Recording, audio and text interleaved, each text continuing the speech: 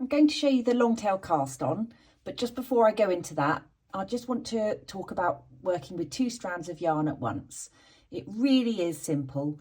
So here is my Hamilton tweed, here's my baby silk lace.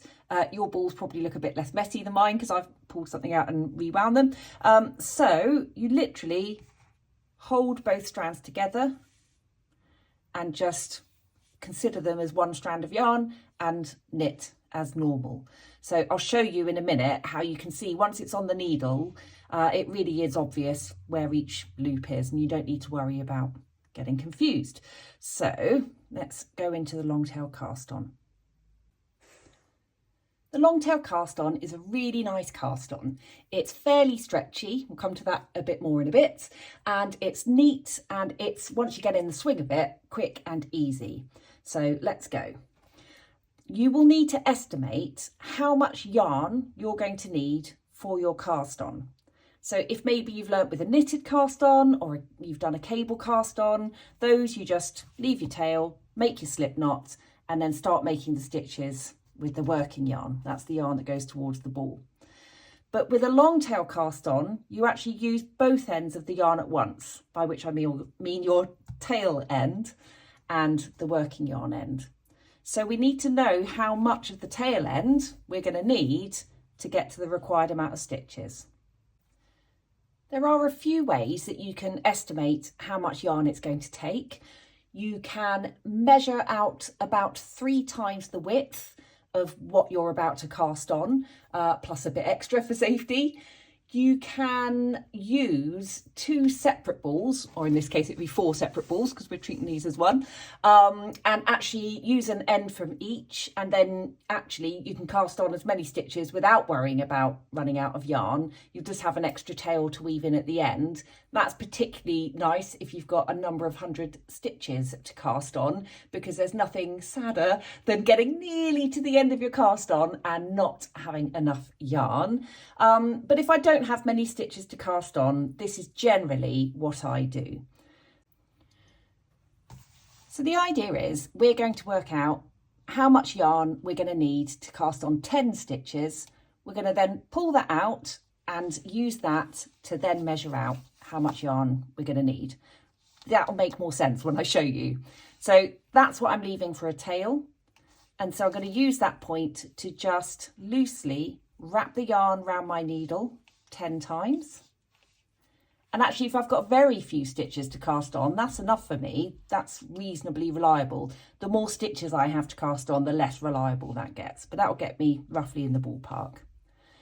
So what I'm then going to do is use that as my point at where I want to cast on.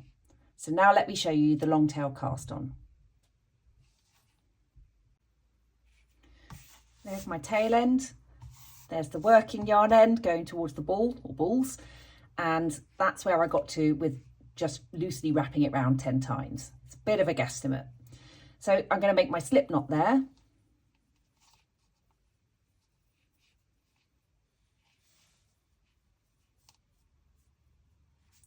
And I'm going to cast on 10 stitches. So let me show you the long tail cast on. You put your thumb just under the tail end there, and you put your forefinger in front of the working yarn end there. So you can see those fingers then are just separating the 2 strands. You sort of push them apart a bit like that. And then we've got 2 ends, working yarn, tail end. Let those fall across our palm and just gently hold those with our other 3 fingers. So that's tensioning the yarn. If you grip them too tight, the yarn won't travel and then you won't be able to make any new stitches. So just gently tension the yarn there. So hopefully you can see that set up. Tail end over the thumb, working yarn end over the forefinger. So to make our second stitch, because the slip knot is our first stitch, we're going to bring the needle tip in front of that strand that's over our thumb, and then bring it back on itself and up into the loop that's made.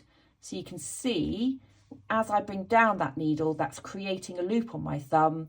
I go in front of the yarn up into the loop. I then swing that needle tip to the right over the yarn on my forefinger and come back round, catching the yarn, and pull that yarn through the loop. Take my thumb out of the loop.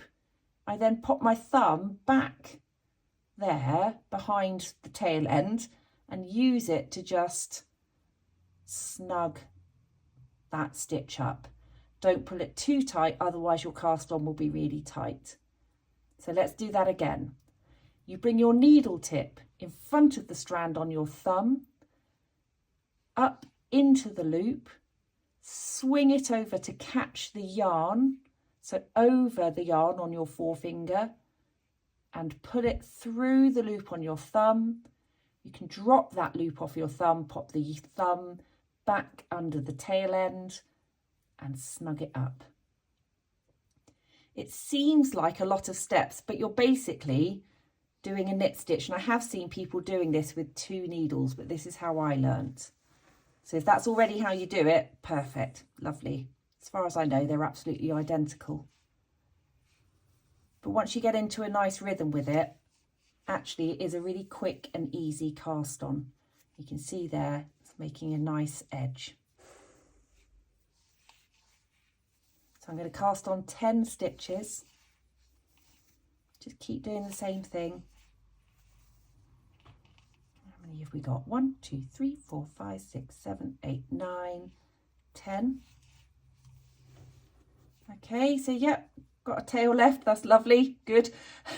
And so if I sort of hold my yarn there and then take all those stitches off the needle and pull back the cast on back to the slip knot, that is how much yarn it took of the tail end, as it were, to make 10 stitches. So to make 20 stitches, it should take double that. And I'm carrying on pinching it there because I'm taking into account my tail. So roughly around about there should give me 20 stitches. Let's give it a bit more because my size casts on 22. That should give me plenty of yarn to cast on 22 stitches. It's better to end up with too much tail than not enough. If you run out of yarn on a long tail cast on, can be quite frustrating. We're only casting on 22 or so, however many for your size, stitches, not the end of the world to pull it out and just put a bit more yarn in. Or if you've got a crazy long tail, then if you really wanted to, you could pull out. But yeah, if you are casting on hundreds of stitches, then it can be very frustrating. And as I say, that can be a good time to actually use 2 separate balls to do your cast on. I'll just show you a little tip. If you're getting confident with the cast on, you don't actually have to do a slip knot at the start, although it is nice and secure.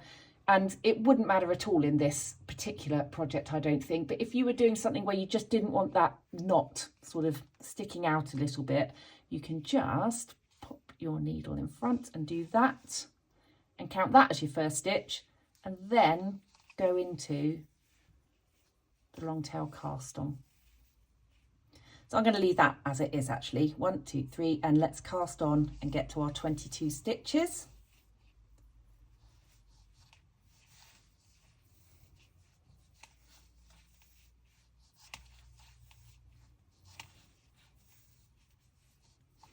If you find, even when you're doing this cast on, that your cast on is too tight, you can just do it on a larger needle size and then go back to the intended needle size as you start the main knitting.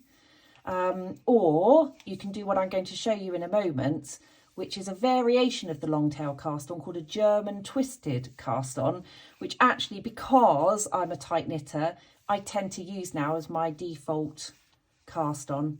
And it just means I can cast on the needle size I'm already going to use and just kind of keep going. But it's, you know, whatever works for you. Let's see how many stitches we've got. And I'll just show you whilst I'm counting the stitches. Can you see we're knitting 2 strands together, but they're not getting jumbled up because of the way each stitch sits on the needle. You can see it's really clear where to knit and you're not going to get those strands muddled up. So we've got 1, 2, 3, 4, 5, 6, 7, 8, 9, 10, 11, 12, 15, 16, 17, 18, 19, 20, 21. One more stitch to go. Like so. plenty of tail there. If I was being really anal, which sometimes I am, I might even pull back and start my slip knot that much further in. Really not worth it for this length of tail. If it's a bit long and flappy and annoying you, just snip it off. You should have enough yarn. So there we go, 22 stitches, and we can get going.